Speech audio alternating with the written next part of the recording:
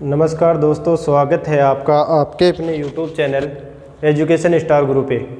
तो दोस्तों हम पढ़ रहे थे आपकी प्रश्नावली 3.5 चल रही थी हमारी। और देखो प्रश्नावली के अंदर देखो क्वेश्चन नंबर 1 और 2 तो हमने पूरा हल कर लिया था। अब क्वेश्चन नंबर 3 हल करेंगे।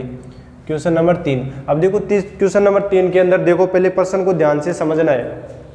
निम्न रैखिक समीकरणों के युग्म को प्रतिस्थापन एवं वज्र गुणन विधि से हल करना है। देखो प्रश्नावली जो 3.5 चल रही थी उसके अंदर हमारी चल रही थी आपकी विधि वज्र गुणन, ठीक है।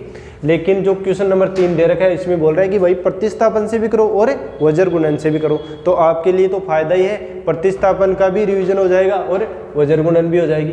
और आप ये भी बताना है लास्ट में कि किस विधि को आप अधिक उपयुक्त मानते हैं, तो आपको कौन सी विधि अच्छी लगी ये भी बताना है। तो देखो सबसे पहले तो हम प्रतिस्थापन विधि से हल कर लेते हैं। समीकरण दे रखे हैं दोनों, तो देखो समीकरण दे रखे हैं और प्रतिस्थापन विधि, प्रतिस्थापन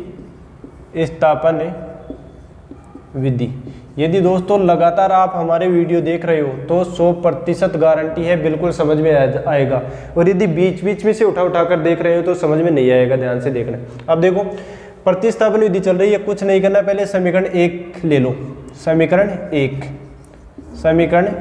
1 से, और समीकरण 1 है आपके पास देखो 8x + 5y = 9। एक चर का पक्षांतरण कर दो तो y का कर देते हैं इधर, देखो 8x = 9 और ये इधर गया तो -5y। और देखो हमको रखना है यहाँ पे x अकेला, तो x बराबर हो गया आपके पास 9 - 5y और बटा 8। ये हो गया हमारे पास समीकरण नंबर 3। किससे प्राप्त हुआ? समीकरण नंबर 1 से। समीकरण नंबर 1 से समीकरण नंबर 3 प्राप्त कर लिया। अब देखो x का मान आप समीकरण नंबर 2 में रखो। 1 से तो क्योंकि x का मान प्राप्त किया है, और x का मान समीकरण नंबर 2 में रख दो। तो लिख दो x का मान समीकरण 3 से, x का मान समीकरण 3 से समीकरण 2 में रखने पर, समीकरण 2 में रखने पर। अब देखो समीकरण 2 में रखना है, समीकरण 2 ये रहा आपके पास, देखो इधर देख लेते हैं थोड़ा। ये रहा आपके पास 3x + 2y और बराबर 4। ये है आपके पास समीकरण नंबर 2। अब देखो x का मान, ये x की जगह पे ये मान रखना है। इसमें देखो ये x है ना, इसकी जगह पे ये मान रखना है आपको। तो देखो x का मान है 9 - 5y / 8।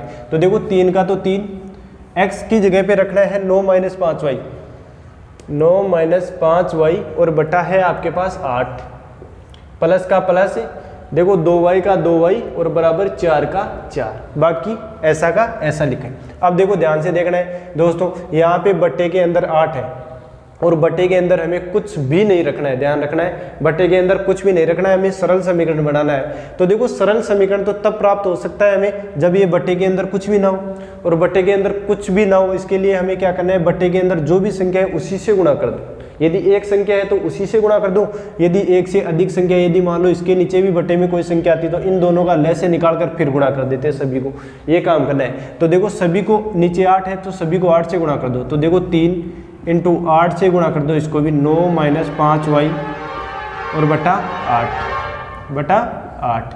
ये कर दिया है मैंने, देखो 8 से गुणा, इसको ये कर दिया 8 से, प्लस देखो आगे 2y को भी 8 से गुणा कर दो और बराबर 4 को भी आप 8 से गुणा कर दो। अब देखना है दोस्तों, देखो 8 से 8 कट गया, 3 का अंदर गुणा कर दो 9 से भी, 3 का अंदर गुणा कर दो 5 से भी।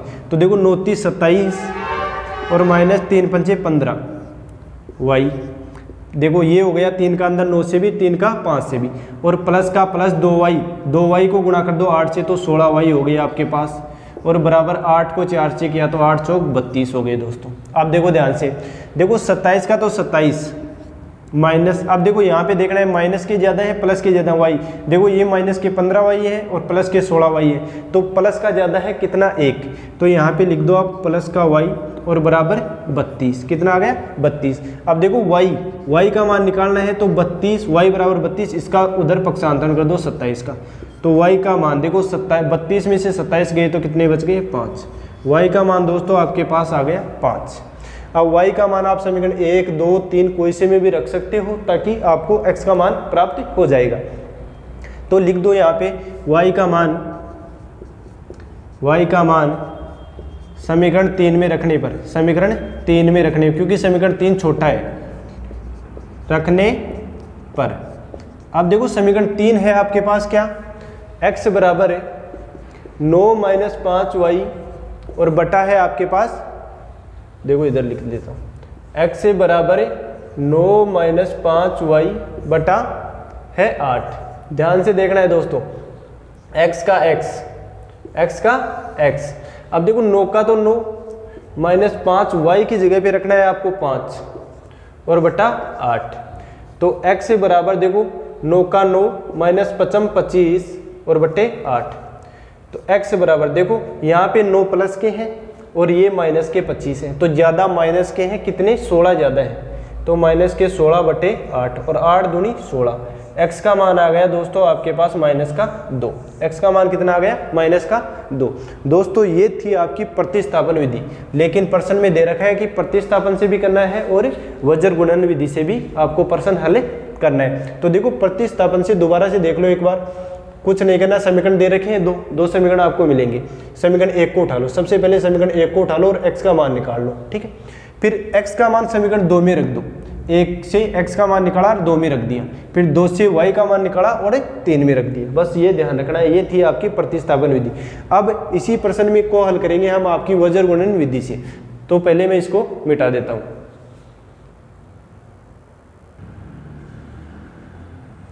तो दोस्तों अब हल करेंगे हम इसको वज्र गुणन विधि से। अब देखो आपकी विधि है वज्र गुणन, जो इस प्रश्नावली में चल रही है, वज्र गुणन विधि, वज्र गुणन विधि। अब ध्यान से देखना है दोस्तों, एक बात समझना है। पहले देखो प्रतिस्थापन हो चाहे विलोपन हो, उसके अंदर तो बराबर के इधर कुछ भी हो सकता है। देखो बराबर 9 है, बराबर 4 है, लेकिन वज्र गुणन विधि में बराबर के इधर कुछ नहीं होना चाहिए, ठीक है, ध्यान रखना है। तो देखो समीकरण, पहले समीकरण है 8x + 5y और बराबर 9, ये था समीकरण नंबर 1 आपके पास। देखो थोड़ा नीचे लिख दिया मैंने, 3x + 2y और बराबर 4, ये है आपके पास समीकरण नंबर 2। लेकिन विधि चल रही है आपकी प्रतिस्थापन, तो प्रतिस्थापन में बराबर के इधर कुछ नहीं रखना है, तो अर्थात 9 का भी पक्षांतरण इधर करना है और 4 का भी पक्षांतरण इधर करके समीकरण बनाने। तो देखो 8x समीकरण 1 से, 5y इधर पक्षांतरण करोगे तो माइनस का हो गया 9, ये हो गया आपके पास समीकरण नंबर 1। इधर बराबर 0 रख सकते हो क्योंकि बराबर 0 बच गया यहाँ पे, है ना, लिखो तो लिख दो वरना कोई दिक्कत नहीं, ठीक है। समीकरण नंबर 1, इसी प्रकार इसको समीकरण नंबर 3 दे दो क्योंकि 2 तो पहले से थे। आगे देखो 3x + 2y और इसका भी इधर पक्षांतरण कर दो -4, इसको दे दो आप समीकरण नंबर 4। अब देखो समीकरण नंबर 1 और 2 से हमने समीकरण नंबर 3 और 4 प्राप्त कर लिया। कुछ नहीं किया है कि देखो यदि ये बराबर में दे रखा हो ना तब भी करना है ये काम, अन्यथा नहीं करना है, ठीक है। अन्यथा तो माइनस और प्लस में दे रखा हो तो डायरेक्ट करना है। अब इसके बाद में देखना है दोस्तों, आपको मैंने बताया था कि एक बार तो देखो x का मान निकालेंगे हम, बराबर y का मान निकालेंगे और बराबर अचर पद का मान निकालेंगे। इस प्रकार से हम मान निकालेंगे, ठीक है।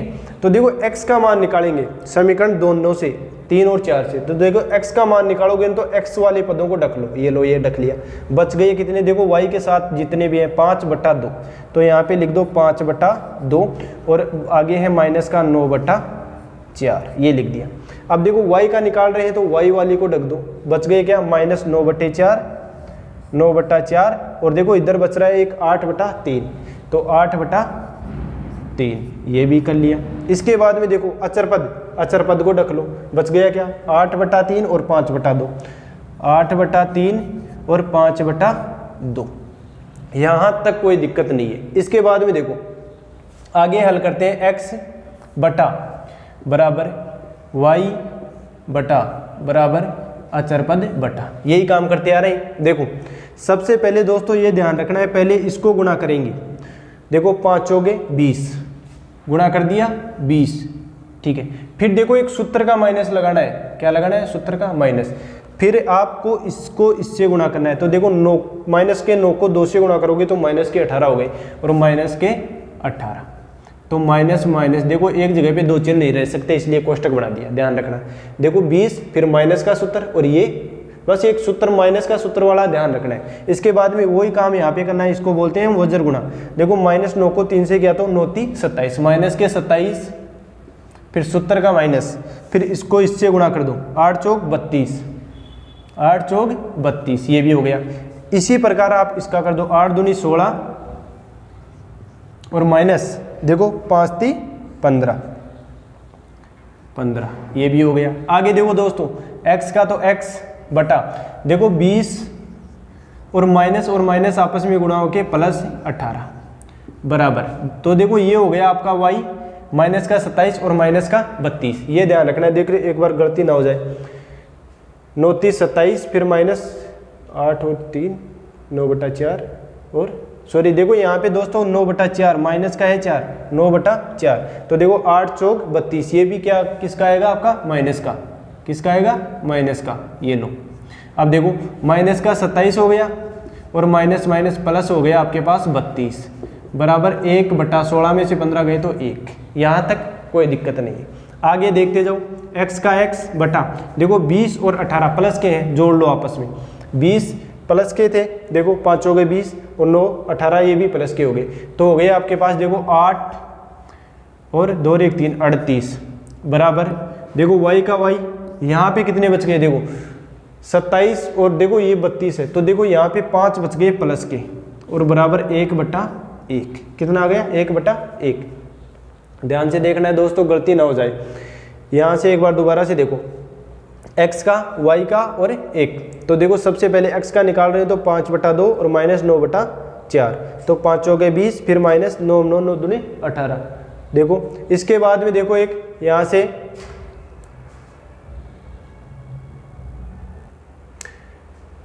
देखो ये हो गया 20 आपका, 5 हो गए 20। एक सेकंड दोस्तों ध्यान से देखना है, देखो x का निकाल रहे हैं तो x का निकाल रहे तो देखो 5/2 और फिर -9/-4 ही है, यहाँ पे भी दोस्तों -4 ही है, तो देखो 5 हो गए 20, माइनस के बच रहे हैं दोस्तों, यहाँ पे भी -20 ही आएगी और फिर माइनस का सूत्र 9 दूनी 18, ये लो, तो देखो ये भी माइनस के हुए। देखो चिन्ह, छोटी छोटी चिन्हों की गलती हो जाती है, ध्यान रखना है। अब देखो यहाँ पे कितने बच गए, 18 माइनस के हैं, सॉरी 18 तो है प्लस के और 20 है माइनस के, तो माइनस के 2 बच गए, कितने बच गए -2, यहाँ तक हो गया।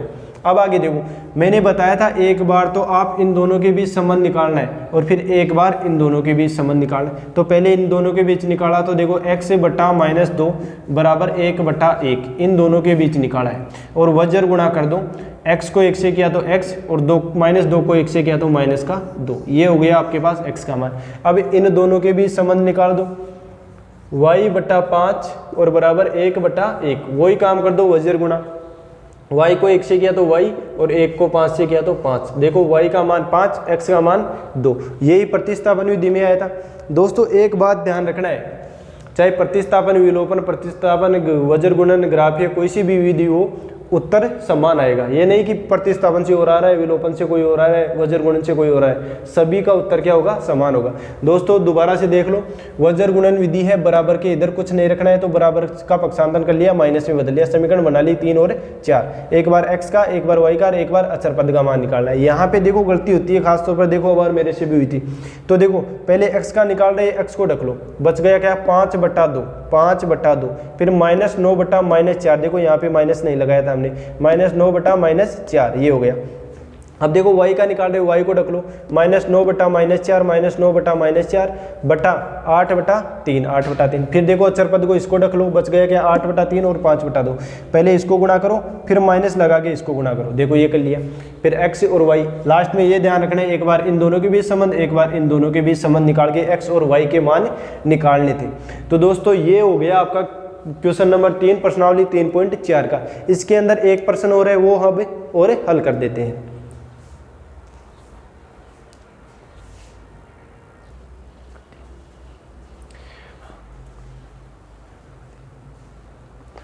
हाँ तो दोस्तों ये है आपका इसी प्रश्नावली का क्वेश्चन नंबर 4। अब देखो ध्यान से देखना है, प्रश्न जितना बड़ा है उत्तर उतना ही छोटा है, प्रश्न जितना बड़ा है उत्तर उतना ही छोटा है। देखो, निम्न समस्याओं के रैखिक समीकरणों के युग्म बनाए, कि जो नीचे जो भाषा दे रखी है आपको, इससे क्या बनाने हैं, आपको समीकरण बनाने हैं। पहले तो क्या बनाना है, समीकरण बनाना है, और फिर उनके हल किसी भी बीजगणितीय विधि से हल करो। आप चाहो तो विलोपन से करो, चाहे वज्र गुणन से करो, चाहे प्रतिस्थापन से करो, किसी से भी कर सकते हो। तो अब देखो प्रश्न पढ़ो, यहाँ से 4 में एक छात्रावास के मासिक व्यय 1 भाग नियत है। तथा शेष इस पर निर्भर करता है कि छात्र ने कितने दिन भोजन लिया। यहाँ तक की बात समझ में आनी चाहिए आपको कि मान लो आप कोई भी हॉस्टल में जा रहे हो पढ़ने के लिए, तो हॉस्टल में जाकर आपने बात की तो उसने बताया कि भाई 20 रुपये नियत है कि हॉस्टल में कदम रखते ही 20 रुपये तो देना पड़ेगा 1 महीने के लिए तेरे को। इसके बाद में जितने दिन तू भोजन करेगा उस हिसाब से रुपए लगेंगे। तो नियत किराया है और भोजन के रुपए। अब इससे आगे देखो, जब एक विद्यार्थी है ए, उसको ने 20 दिन भोजन किया और 1000 रुपये दिए कि भाई 20 दिन भोजन किया और 1000 रुपये दिए। और इसी प्रकार एक दूसरा विद्यार्थी है, उसने 26 दिन भोजन किया और 1180 रुपये दिया। तो बोल रहा है कि प्रतिदिन का व्यय ज्ञात करना है कि नियत किराया कितना है और जो भोजन का रुपये कितना है, तो वो भी लिख सकते हो। तो देखो सबसे पहले मानना है हमें, माना छात्रावास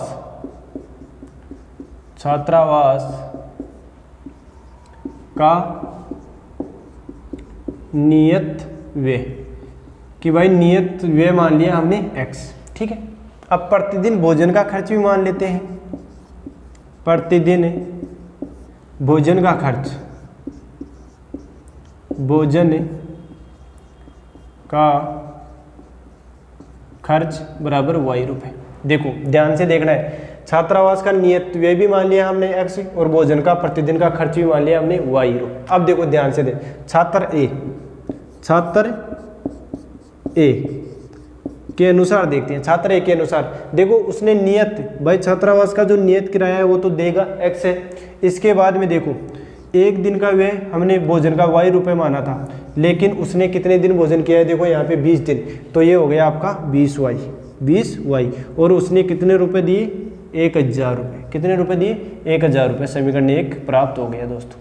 इसी प्रकार छात्र बी से बना लो, छात्र बी देखो नियत किराया तो देना ही पड़ेगा प्लस भोजन का y तो देना ही पड़ेगा 1 दिन का, लेकिन कितने दिन कर रहा है, 26 दिन भोजन कर रहा है, तो 26y और बराबर कितने दे रहे हैं, 1180 रुपये।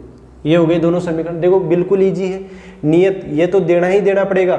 इसके अलावा देखो 20 दिन भोजन कर रहा है तो 20y, 26 दिन कर रहा है 26y, पूरे दे रहा है वो नियत और भोजन के 1000 रुपये, नियत और भोजन के 1180 रुपये। अब देखो प्रश्न में दे रखा है कि भाई आप कोई सी विधि से भी हल कर सकते हो।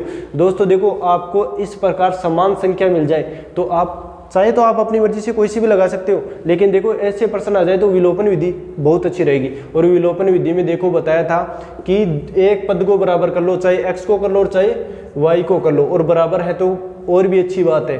तो देखो बराबर होने के बाद में क्या बताया था, अब देखो इसके अंदर दोनों समीकरणों में देखो x बराबर है, बराबर करने की जरूरत नहीं है, बराबर है ना तो डायरेक्ट घटाओ आप। देखो घटाने के लिए चिन्ह चेंज कर देते हैं, कर दिया, देखो ये प्लस का ये माइनस का कट गया, ठीक है। यहाँ पे देखो ये माइनस का हो गया, तो देखो 20 प्लस के हैं माइनस, ये 26 माइनस के, तो माइनस के 6y बच गए यहाँ पे। अब देखो ये माइनस का ये प्लस का, तो कितना बच गया, माइनस का 180 बच गया दोस्तों। कितना बच गया, 180। अब देखो यहाँ पे माइनस के हो गए 6y और बराबर हो गए माइनस के 180, तो y का मान निकालना है माइनस का 180 बटा माइनस का 6, ये आ गया। तो देखो माइनस से तो माइनस कट गया, 6 3 18, y का मान आ गया दोस्तों 30 रुपये। y का मान कितना आ गया, 30 रुपये। अब y का मान आप समीकरण 1 में भी रख सकते हो, 2 में भी रख सकते हो, जो आपकी मर्जी उसी में रख दो। तो लिख दो y का मान समीकरण 1 में रखने पर, समीकरण 1 में रखने पर। अब देखो समीकरण 1 है आपके पास, यहाँ पे देखना है x ये रहा प्लस 20y बराबर 1000, यही तो था। तो देखो x का तो x प्लस 20 का 20, y का मान आ गया आपके पास 30। कितना आ गया, 30 और बराबर 1000। x से बराबर देखो गुणा कर दो, 600 बराबर 1000 और x से बराबर पक्षांतरण कर दो 1000 माइनस 600, ये प्लस का है इधर आ गया तो माइनस का। x बराबर 1000 में से 600 गए तो 400 रुपये। कितने रुपए, 400 रुपये। अब दोस्तों देखो ध्यान से देखना है, छात्रावास का नियत किराया तो कितना आ गया हमारे पास, 400 रुपये। लिख भी सकते हो कि छात्रावास का नियत किराया तो हो गया 400 रुपये, और प्रतिदिन भोजन की 1 दिन भोजन करेगा तो आपको देना पड़ेगा 30 रुपये। कितने देना पड़ेगा, 30 रुपये। कि छात्रावास का नियत किराया हो गया 1 दिन का भाई 400 रुपये, 1 दिन का छात्रावास का तो हो गया 400 रुपये और प्लस 30 रुपये भोजन के, तो कुल रुपये देने पड़ेंगे आपको 430 1 दिन की। ठीक है दोस्तों, ये है आपका क्वेश्चन नंबर 4 का 1 नंबर। इसी के अंदर एक और है, वो और हल कर देते हैं, बाकी हम आगे वाले वीडियो में देखेंगे। इसके बाद में एक प्रश्न है, वो और हल कर देते हैं। दोस्तों यही है आपका क्वेश्चन नंबर 4 का 2 नंबर। अब देखो ध्यान से देखना है, भिन्न वाला प्रश्न है, बिल्कुल ईजी। एक भिन्न 1/3 हो जाती है जब उसके अंश में से 1 हटाया जाता है, और हर वही भिन्न 1/4 हो जाती है जब उसके हर में कितना जोड़ दिया जाता है, 8। तो देखो मान लिया ये भिन्न है x/y, ये इसका अंश है और ये इसका हर है। ये तो आपको सबको पता है, ठीक है, भिन्न के बारे में तो सबको पता होगा। तो देखो सबसे पहले हम मान लेते हैं, माना भिन्न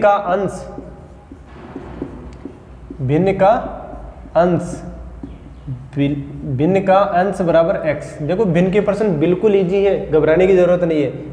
अंश कितना माना, हर, और सॉरी अंश x और भिन्न का हर मान लिया हमने y।